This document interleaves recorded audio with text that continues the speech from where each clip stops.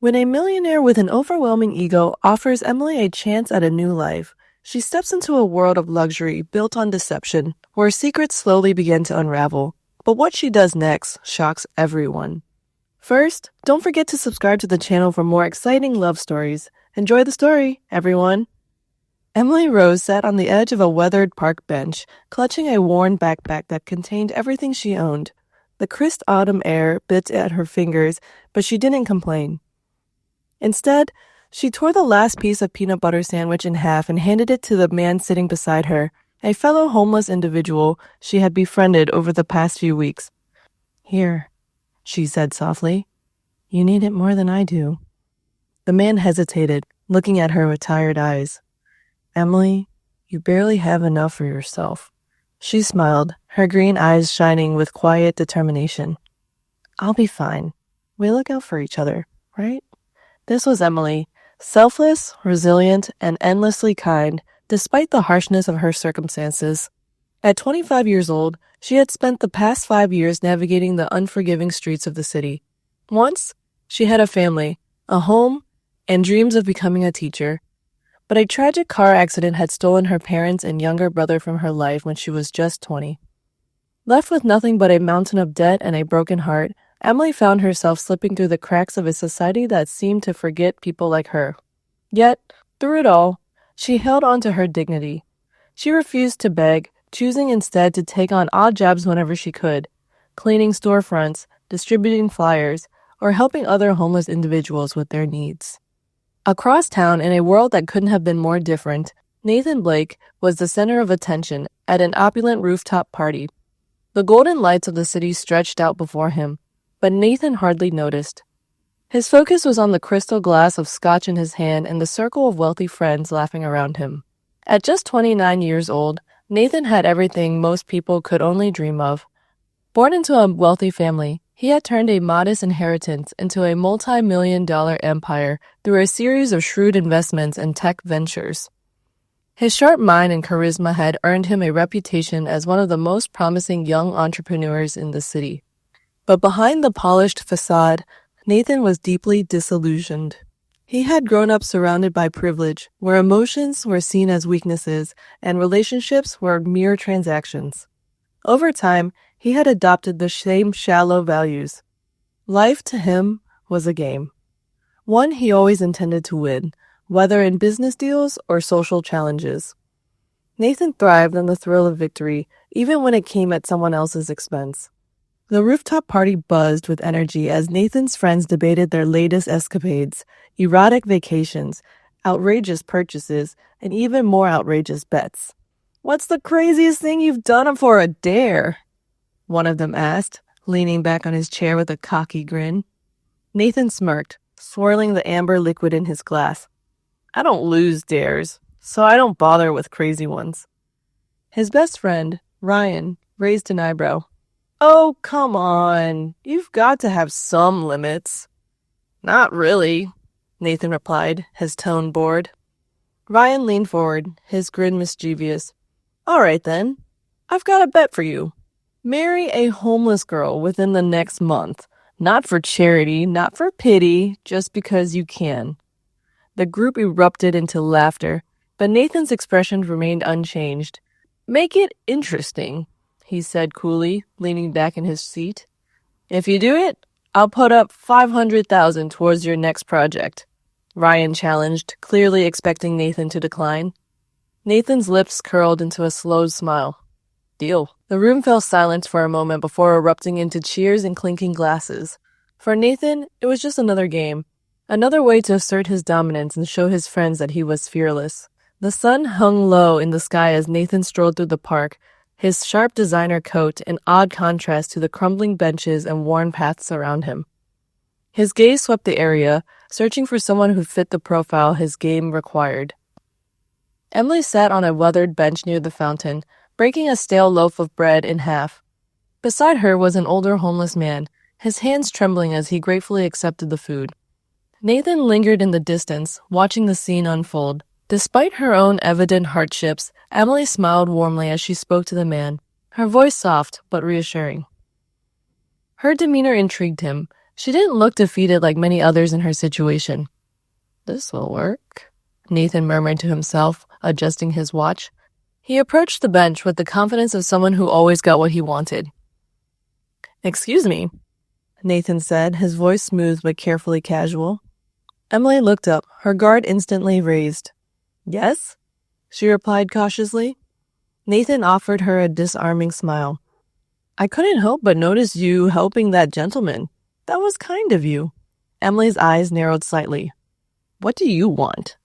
Nathan chuckled, appreciating her bluntness.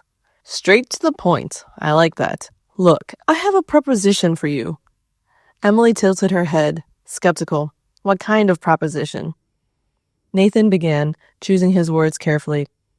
"I'm looking for someone to help me with a personal project. In exchange, I can offer you a place to stay, meals, and some financial assistance, just for a little while."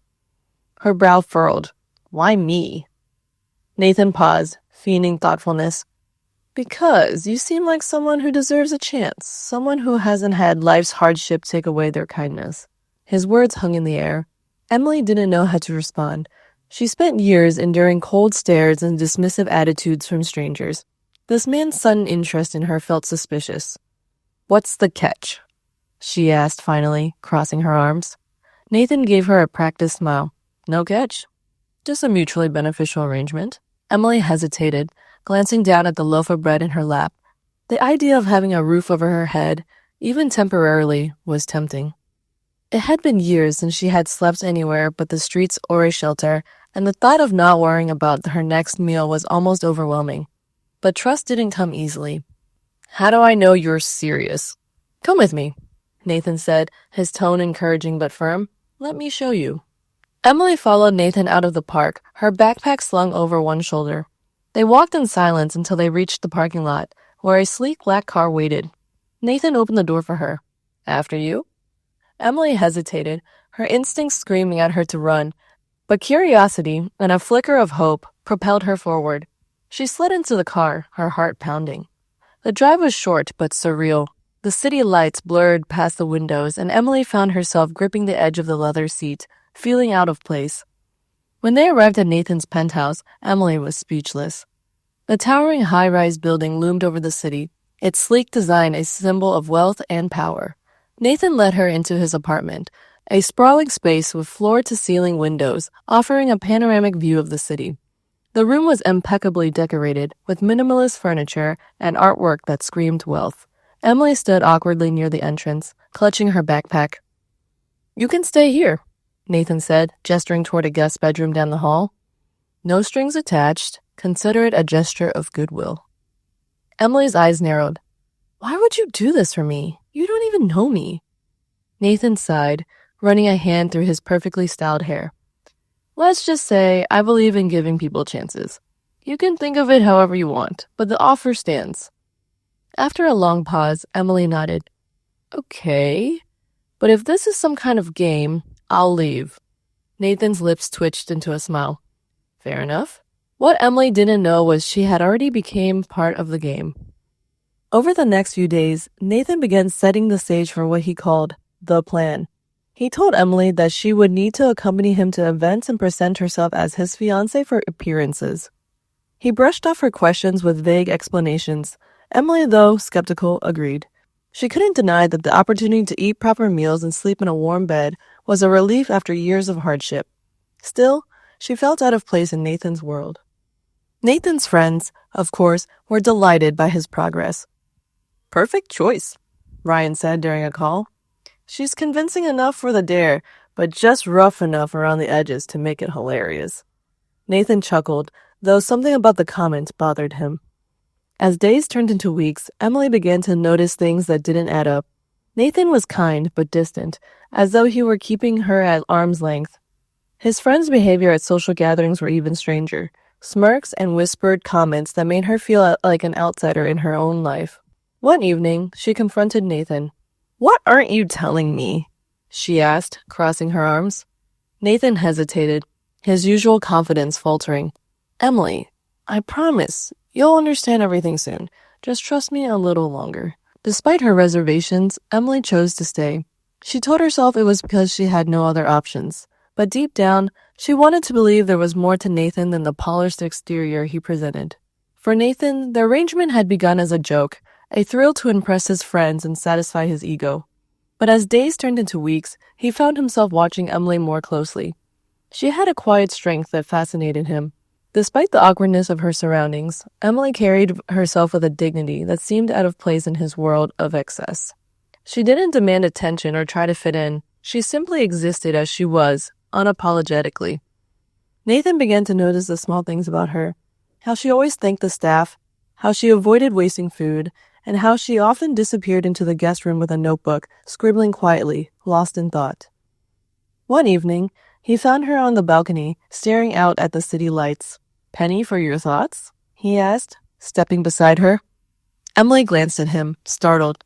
"Just thinking about how different this is from what I'm used to." Nathan smirked, his tone teasing. "And do you hate it?" She shook her head. "No, it's beautiful. But it's not real. Not to me. Anyway, I guess I'm still figuring out where I fit."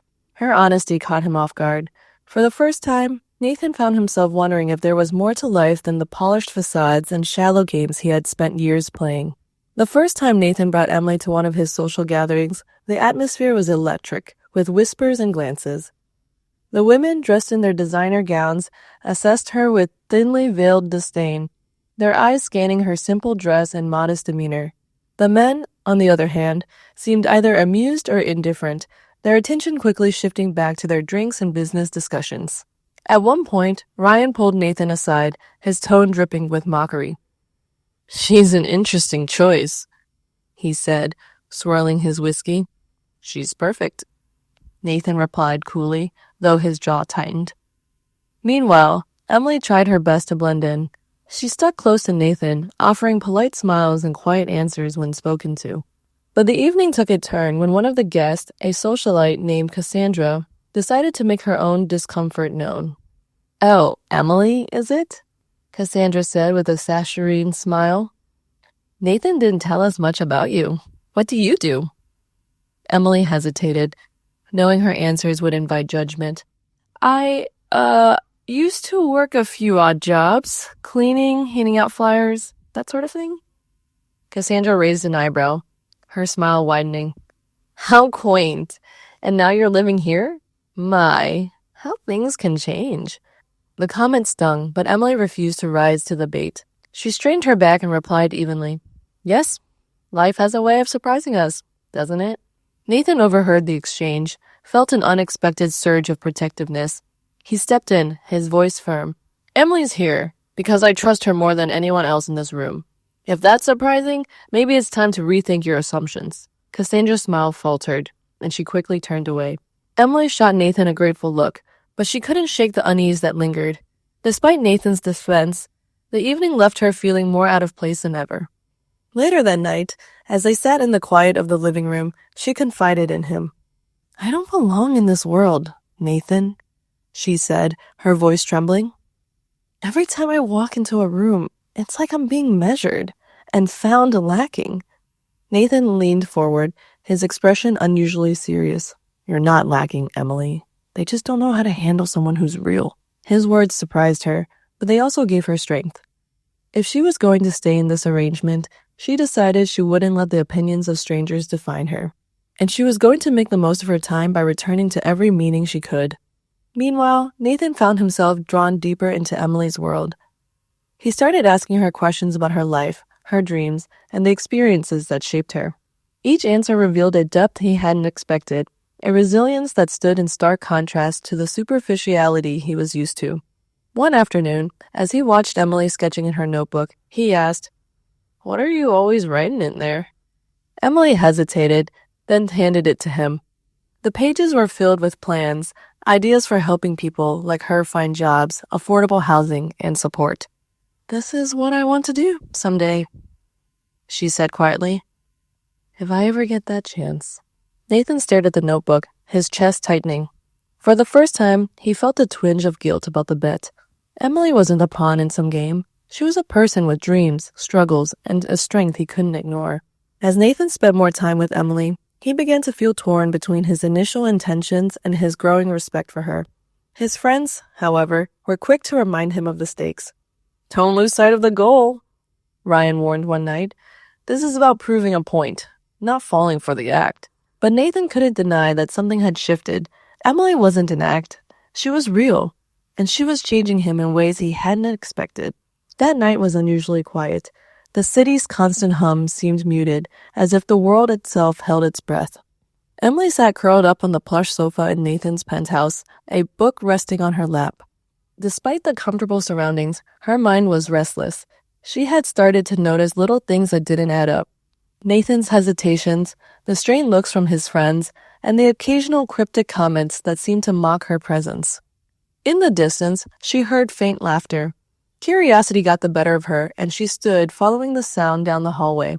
The door to Nathan's private study was slightly ajar, and through the gap, she could hear voices. "She's actually doing it," Ryan's unmistakable voice said, his tone dripping with amusement. "I didn't think you could pull it off, Nathan." Nathan's response was quieter, but still audible. "I told you, I don't lose bets." Emily froze, her hand gripping the door frame. "And she has no idea?" another voice asked, laughing. "No," Nathan said, his tone colder than she had ever heard it. "She thinks I'm trying to help her out of kindness. Honestly, it's almost too easy." The words hit Emily like a punch to the gut. Her vision blurred. Her heart pounded as she tried to process what she had just heard. She wanted to burst into the room and demand an explanation, but her legs felt like lead. "When the month is up?" Ryan pressed. Nathan hesitated. "I don't know," he admitted. "Things are different now." "Oh, don't tell me you're catching feelings," Ryan teased, his laughter filling the room. Nathan's response was firm. "It doesn't matter. A bet's a bet." Emily couldn't listen any longer.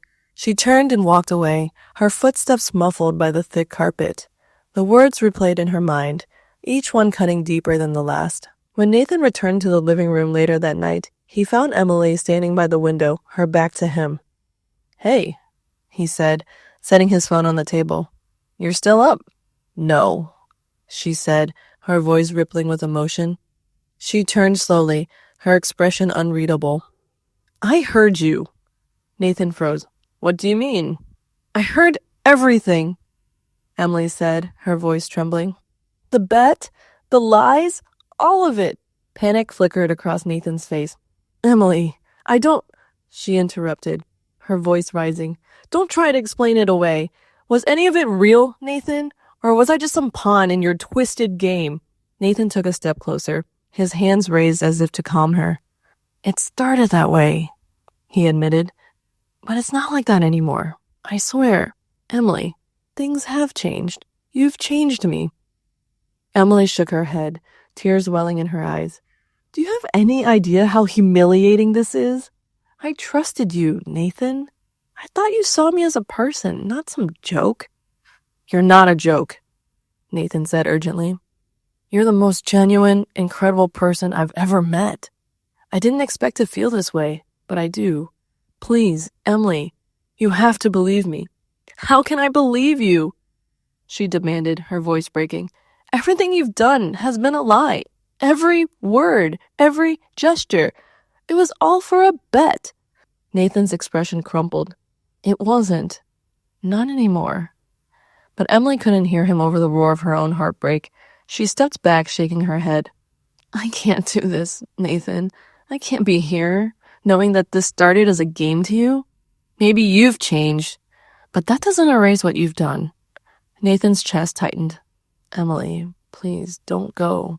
She hesitated, her eyes searching for his for a flicker of truth, but all she could see was the man who had betrayed her trust. "I thought you were different," she whispered, tears streaming down her face. "But I was wrong." Without another word, she grabbed her backpack from the corner of the room and walked toward the door. Nathan followed her, his voice pleading. "Emily, wait. Let me fix this. Let me prove that I care about you." She paused at the door, her hand on the handle. "You can't fix this, Nathan. Some things can't be undone." With that, she stepped out into the night, leaving Nathan alone in the echoing silence of his penthouse. As the door clicked shut, Nathan sank onto the sofa, his head on his hands, The weight of what had been done crashed down on him, and for the first time in years, he felt something he couldn't shrug off: regret. For days, he avoided his friends, ignoring calls and invitations. The thought of facing Ryan or the others made his stomach turn. They had been the ones to set the bet in motion, but Nathan couldn't escape the fact that he had willingly gone along with it. And now, he was paying the price. Nathan's first step was to confront his reflection, both literally and figuratively. One morning, standing before the mirror in his designer bathroom, he saw not the confident, successful millionaire the world knew, but a man who had lost his way. "I've been playing games my whole life," he muttered to himself. "It's time to grow up." He started small. He canceled unnecessary social events, opting instead to spend his evenings researching ways to make a difference. His financial advisor was stunned when Nathan announced that he wanted to allocate part of his wealth to funding shelters and programs for the homeless. "What's brought this on?" the advisor asked skeptically. "Perspective," Nathan replied simply. But Nathan didn't stop at writing checks. He began volunteering at shelters, serving meals, and listening to the stories of people who had fallen through the cracks of society. He wanted to understand the struggles Emily had faced, not just for her sake, but to better himself. With renewed determination, Nathan began searching for Emily. He returned to the park where they had first met, scanning the benches and path for any sign of her. He asked staff at local shelters if they had seen a young woman with fiery green eyes and a quiet strength about her. Days turned into weeks, but Nathan refused to give up. The search became more than just a way to find Emily. It became a test of his resolve and sincerity. One evening, while walking through a dimly lit alley, he came across an elderly man huddled under a threadbare blanket. The man glanced up at him, squinting. "You're the one looking for Emily, aren't you?" Nathan knelt down, his voice urgent. "You know her?" The man nodded. "She's been helping people around here for years. But she's not one to stay in one place too long." "Do you know where she is now?" Nathan asked. The man hesitated before pointing toward a nearby church. "Try there. They let her stay sometimes." Nathan arrived at the church just as the sun was setting. The stained glass windows glowed softly, casting colorful patterns on the stone steps. Inside, the air was thick with the scent of candle wax and the faint whispers of prayer. And then he saw her. Emily was seated near the front, her head bowed as she scribbled in her notebook. She looked tired but peaceful, her expression serene in the soft light of the candles. Nathan's breath caught in his throat. For a moment, he hesitated, unsure if he had the right to disturb her. But then, as if sensing his presence, Emily looked up. Their eyes met, and a fury of emotions passed between them: shock, hurt, and something unspoken. Emily stood, clutching her notebook tightly to her chest. "What are you doing here?" "I had to find you," Nathan said, his voice thick with emotion. "Nathan, I don't—" She interrupted, her tone sharp. "You don't get to just show up and—" "Please," Nathan said, stepping closer. "Let me explain." Emily crossed her arms, her posture defensive. "You've had plenty of chances to explain, Nathan. Why now?" "Because I've changed," he said earnestly. "I know I don't deserve your forgiveness, but I need you to know that I'm not the same man who made that stupid bet. I've spent every day since you left trying to understand what you went through, trying to be better." Emily's expression softened slightly, but her guard remained up. "Why? Because of guilt? Because of you," Nathan said, his voice breaking. "You showed me what it means to care about something real. You taught me that life isn't about winning. It's about meaning. And you gave my life meaning, Emily." For a long moment, Emily didn't respond. Her mind raced, torn between the pain of his betrayal and the sincerity of his words. "I don't know if I can trust you again," she said finally. Nathan nodded, his gaze unwavering. "I'll earn it, whatever it takes, for however long it takes. I'll prove to you that I'm not the man who hurt you." Emily looked down at her notebook, her fingers tracing the worn edges. A part of her wanted to believe him, to see if the man standing before her could truly change. But trust wasn't something that could be rebuilt overnight. "You'll have to," she said quietly. because this time I won't settle for anything less. Nathan exhaled, a flicker of hope igniting in his chest. As Emily turned back toward the pew, he knew the road ahead wouldn't be easy, but for the first time in his life, Nathan welcomed the challenge. And then, after one last look, he turned back to the very woman he loved and waited for her to put her hands in his. Weeks passed after their tense reunion at the church. Nathan kept his word, returning to the same corner near the church every evening, hoping to see Emily. Sometimes she was there, handing out food to others, or quietly writing in her notebook. Other times, she wasn't, and Nathan would leave discouraged, but resolute. He didn't push her. Instead, he let his actions speak louder than words. Emily began to notice the changes in Nathan. The man who once flaunted his wealth and treated life as a game was now quietly serving meals at the church's soup kitchen. He spent hours listening to the stories of people he might have ignored before. One afternoon, as she watched him carry boxes of supplies into the shelter, Emily felt a pang of something she couldn't quite define. Admiration mixed with disbelief. Could this really be the same man who had once turned her life into a joke? Still, her guard remained up. Nathan's transformation was remarkable, but trust was fragile, and she wasn't ready to let him back in completely. One crisp evening, Emily found herself sitting by the park fountain, the same one where she and Nathan had first met. She was lost in thought when she heard footsteps behind her. "Mind if I sit?" Nathan asked, his tone gentle. She looked up, surprised to see him. He wasn't in his usual polished suit. Instead, he wore a simple sweater and jeans, blending in with the crowd. "Suit yourself," she said with a shrug, though her tone lacked the sharpness it once held. Nathan sat down, his hands clasped together as he stared at the water. "I wanted to thank you," he began. Emily raised an eyebrow. "For what?" "For showing me who I really was," Nathan said, his voice steady, "and for giving me the chance to become someone better." She didn't respond immediately, unsure how to process his words. "I've been volunteering at the shelter," Nathan continued, "not because I want to impress you, but because I finally see how much I've taken for granted. You taught me that people aren't defined by their circumstances, and I needed to change the way I looked at the world."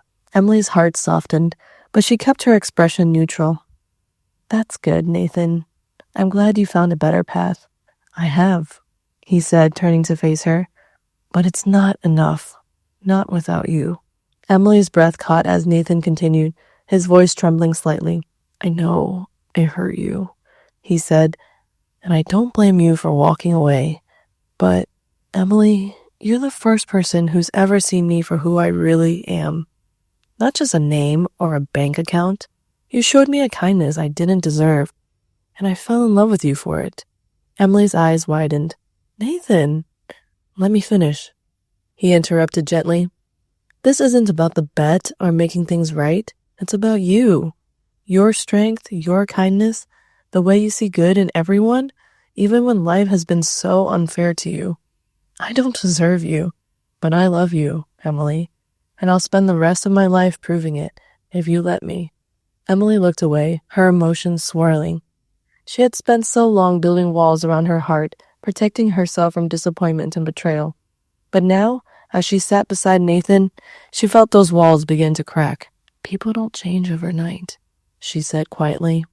"I know," Nathan replied, "but I've been changing every day since I've met you." Emily turned to face him, her green eyes searching his for any sign of deception. All she saw was sincerity. After what felt like an eternity, Emily spoke. "You've hurt me, Nathan," she said, her voice steady, "and it's going to take time for me to trust you again. But I can see that you've changed. You're not the same man who made that bet. I'm willing to give this a chance," she continued, her lips curving into a faint smile. "But only if you're willing to keep proving to me that you mean what you say."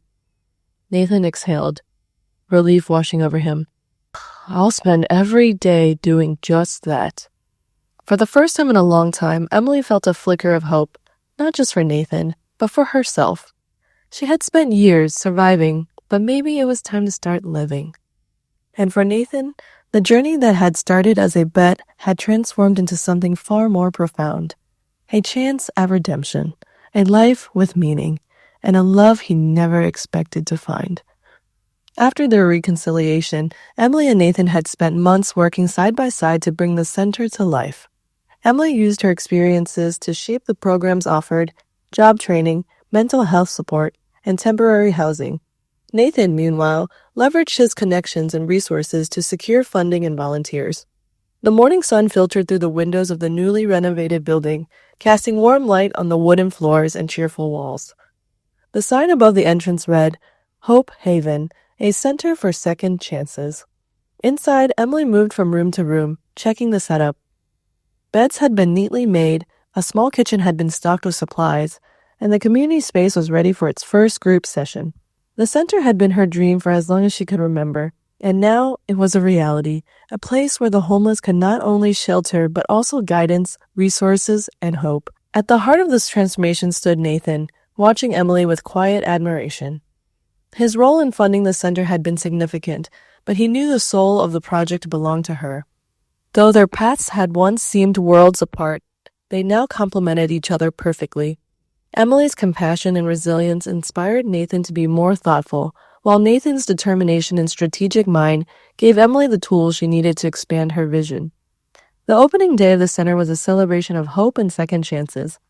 Dozens of people gathered, some to volunteer, others to seek the help they desperately needed. Among them were a few familiar faces, individuals Emily had met during her years on the streets. "You've done something amazing here," one man said, shaking her hand. "It wasn't just me," Emily replied, glancing at Nathan, who was helping an elderly woman find her way to the dining area. "It takes a lot of people to make something like this happen." Later that evening, as the last guest left and the building quieted, Emily and Nathan stood together in the hallway, looking out at the city lights. "This place is going to change lives," Nathan said, his voice filled with pride. Emily leaned into him, her voice soft. "It already has." As the weeks turned into months, Hope Haven became a beacon for those in need. Emily and Nathan worked tirelessly, but they also found time to enjoy the simpler things in life: morning walks, shared meals, and quiet evenings with Max at their feet. The story closed with a moment that encapsulated everything they had become. Nathan and Emily standing together in front of Hope Haven, surrounded by the people they had vowed to help. Their faces were lit with genuine smiles, a reflection of the happiness they had found, not in material wealth, but in giving back and building a life fulfilled with meaning. In the background, the center bustled with activity, volunteers handing out meals, a group in a job training session, and laughter echoing from the children's corner. It was a scene of hope, love, and transformation, all made possible by two people who had chosen to believe in each other. And in that moment, it became evident that true wealth isn't measured by the size of your bank account, but by the impact you leave on the world and the people you hold close. Thank you for joining us on this incredible journey of love, redemption, and transformation. If this story touched your heart, don't forget to like, share, and subscribe for more inspirational tales that celebrate the power of second chances and the beauty of authentic connection. Until next time, remember, true wealth lies in the lives we touch and the love we give.